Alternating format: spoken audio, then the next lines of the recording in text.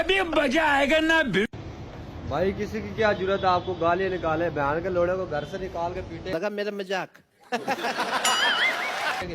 भाई हमारे ने अभी छोड़ दिया था, अभी वापस आया सामान लेने अपना। ये प्लाजे का मुहावरा था, जिनके सामने प्लाजे की बैटरी ले गए थे।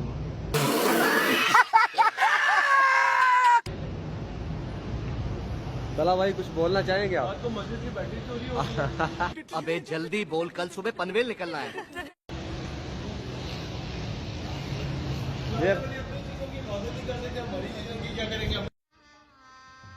गजब बेइज्जती है। मैं क्या अपनी चीजों की हिफाजत नहीं कर सकते, हमारी की क्या करेंगे? चला भाई कुछ बोल तो देना मेरे दोस्तों के लिए। खुश है। चले एक काम कर, 200 रुपए दे और 50 रुपए काट ओवर एक्टिंग के वजह। ये हमारे भाई है, प्यारे तला भाई है, ये सामान लेने आए जब अकेला भी हो गया यार।